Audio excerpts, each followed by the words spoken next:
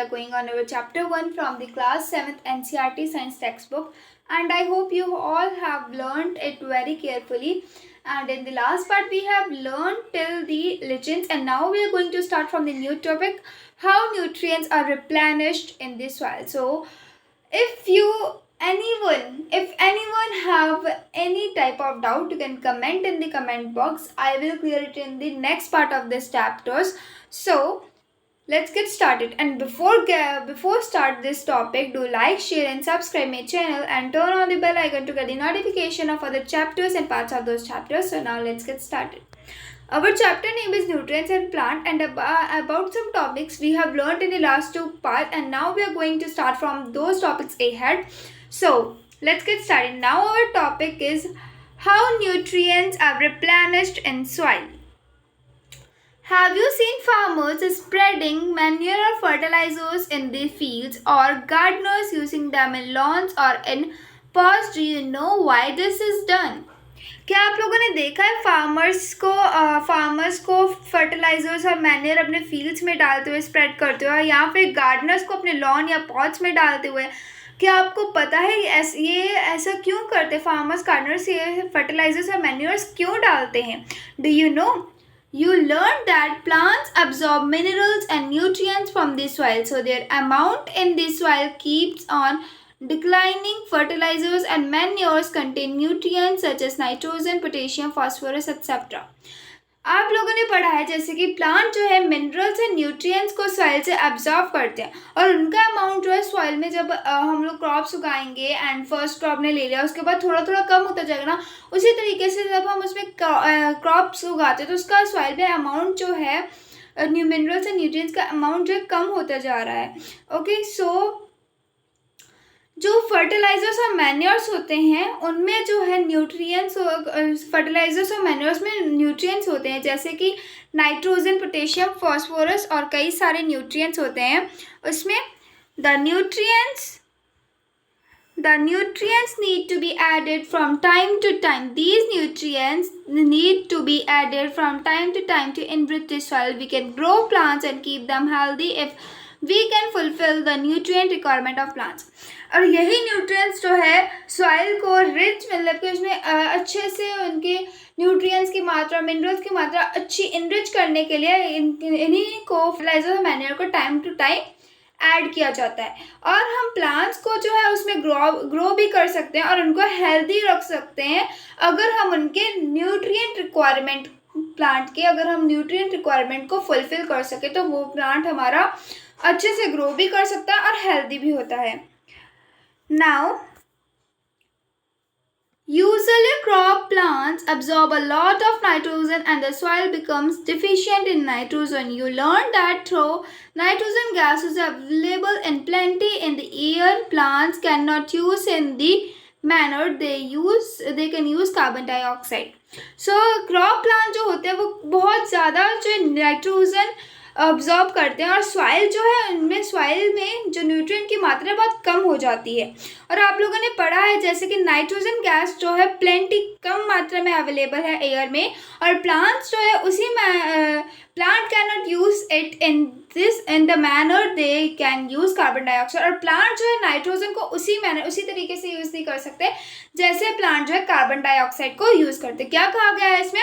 जो crop plants होते हैं उनमें वो जो है बहुत ज़्यादा नाइट्रोजन यूज़ करते हैं, और जो सॉइल है, सॉइल में जो है नाइट्रोजन की मात्रा इसी से कम हो जाती है. और आप लोगों ने पढ़ा है जैसे कि नाइट्रोजन गैस जो एयर में है उसकी मात्रा बहुत कम है, प्लेंटी है, और प्लांट्स जो है जैसे कार्बन डाइऑक्साइड को यूज़ करते हैं उसी तरीके से प्लांट्स नाइट्रोजन को यूज़ नहीं कर सकते हैं. Okay, they need nitrogen in a soluble form. The bacterium called Rhizobium can take atmospheric nitrogen and convert it into a usable form. उनको नाइट्रोजन जो है एक सॉल्यूबल फॉर्म में चाहिए, और एक bacteria, the bacterium called rhizobium can take atmospheric nitrogen and convert it into a usable form. और एक बैक्टीरिया है जिसका नेम है राइजोबियम, जो कि एटमॉस्फेरिक नाइट्रोजन, जो एटमॉस्फेयर में नाइट्रोजन है उसको जो है लेता है और उसको जो है एक यूजेबल फॉर्म में कन्वर्ट कर देता है। उस बैक्टीरिया का नेम क्या है? राइजोबियम।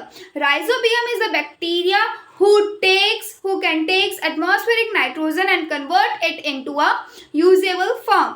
जो राइजोबियम है वो एक बैक्टीरिया है जो कि एटमॉस्फेरिक नाइट्रोजन को लेता है और उसके बाद उसे एक यूजेबल फॉर्म में कन्वर्ट कर देता है। But rhizobium can not make its own food, so it often lives in the root of gram, peas, moong, beans and other legumes and provides them with nitrogen. Rhizobium जो है, लेकिन rhizobium जो है अपना खाना खुद नहीं बना सकता।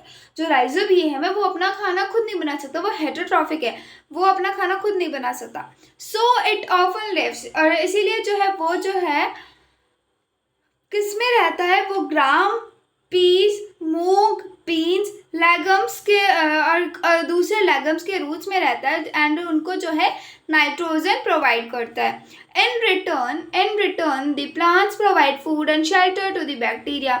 इसके रिटर्न में जो प्लांट्स हैं फूड और शेल्टर प्रोवाइड कर देते हैं बैक्टीरिया को। ओके, उसके रिटर्न में जो प्लांट्स हैं उसे फूड एंड शेल्टर प्रोवाइड करते हैं। They thus have a symbiotic relationship। और इनमें जो है एक साइम्बियोटिक रिलेशनशिप होती है। This association is of great significance for the farmers.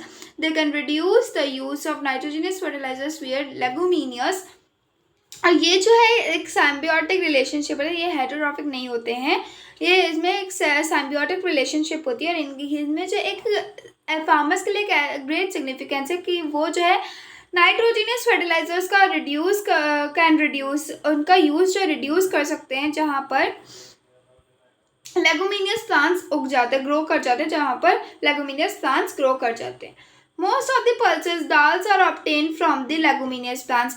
बहुत सारी पल्सेस जो है लेगुमिनियस प्लांट से ऑब्टेन की जाती है। In this chapter you learn that most of the plants are autotrophs, only a few plants are parasitic और सैप्रोफाइटिक। इस चैप्टर में आप क्या पढ़ोगे कि ज़्यादातर जो प्लांट्स है वो ऑटोट्रॉफ्स है और कुछ जो है पैरासाइटिक या सैप्रोट्रॉफिक है। और they derive nutrition from other organism. All animals categorise as heterotrophs. They depend on plants and other animals for food. Can we say that the insectivorous plants are part of heterotrophs? So what is saying here कि जो ये जो हैं ये दूसरे organism से nutrition drive करते हैं और उसके बाद जो एनिमल्स हैं वो एक हीटरोट्रॉप्स पे कैटेगराइज किए गए, जैसे कि वो जो प्लांट्स पे डिपेंड होते हैं या फिर दूसरे एनिमल्स के फूड पर डिपेंड होते हैं, तो एनिमल्स को क्या कहा गया? हीटरोट्रॉप्स। क्या हम कह सकते हैं कि जो इंसेक्टिवरस प्लांट्स है वो पार्शियली जो एक heterotrophic? Can we say that? Now there is a keywords: autotrophic, insectivorous, chlorophyll, nutrient, heterotrophs, nutrition, host, parasite, photosynthesis, saprotrophic, stomata. Autotrophic you have learned, chlorophyll you know, heterotrophs you also know, host is you also know, insectivorous you know, nutrient you know, nutrition you know, parasite you also know, photosynthesis, saprotrophic, stomata, you all these keywords know, we have learnt it in the chapters. Now what you have learnt, अब आपने chapter में क्या पढ़ा? All organisms need food and utilize it to get energy for growth and maintenance of their body.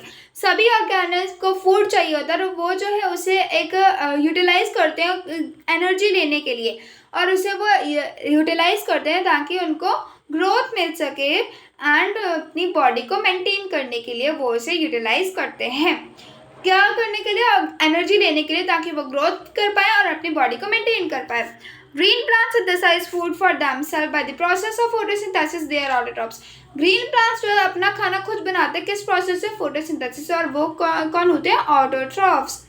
ये कौन सा nutrition होता है, कौन सा मोड ऑफ न्यूट्रिशन होता है? This is a autotrophic mode of nutrition. Now plants like cuscuta and parasites, they take food from the host plant. Plants जैसे कि कस्कटा ये पैरासाइट्स है और ये जो है फूड होस्ट प्लांट से लेता है। Plant use simple chemical substances like carbon dioxide, water and minerals for the synthesize of food. Plant जो है केमिकल सब्सटेंसेस को यूज करता है जैसे कि कार्बन डाइऑक्साइड, वाटर, मिनरल्स और अपनी फूड को सिंथेसाइज करने के लिए प्लांट जो है केमिकल सब्सटेंसेस का यूज़ करते हैं, जैसे कि carbon dioxide, water, minerals. Now, chlorophyll, water, carbon dioxide and sunlight are the essential requirements for photosynthesis. Chlorophyll हो गया, the green pigment, water, carbon dioxide, CO2, sunlight, ये जो है photosynthesis process के लिए essential ज़रूरी है. Complex chemical substances such as carbohydrates are the products of the photosynthesis. जो जटिल chemical substances होते हैं जैसे कि कार्बोहाइड्रेट्स, ये जो है प्रोडक्ट होते हैं, रिएक्टेंट्स जो होते हैं, रिएक्टेंट्स का जब रिएक्ट कराया जाता है उसके बाद हमें प्रोडक्ट मिलता है और वो हमारा प्रोडक्ट क्या होता है, carbohydrates. Solar energy is absorbed by the chlorophylls present in leaf plants. Solar energy जो है अब्जॉर्ब की जाती है by the chlorophyll.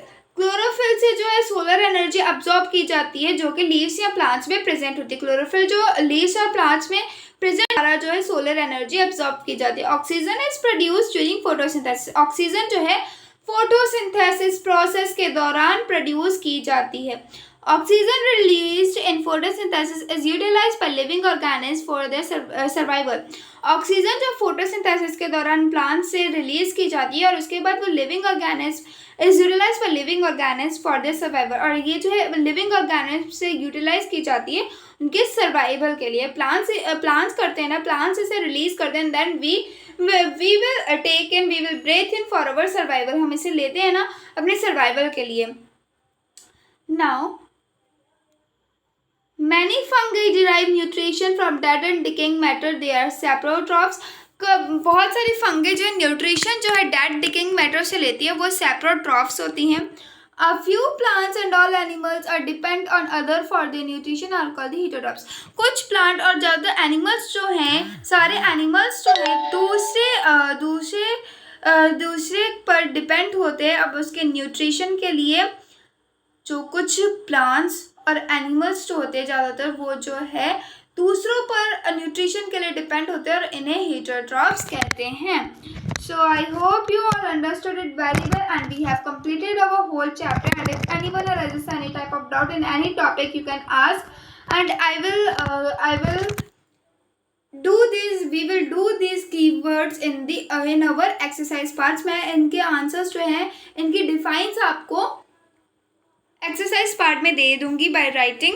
So I hope you all understand and if anyone arises any type of doubt you can comment in the comment box. I will clear it in the next part of this chapter. So do like, share and subscribe. Bye children. Bye.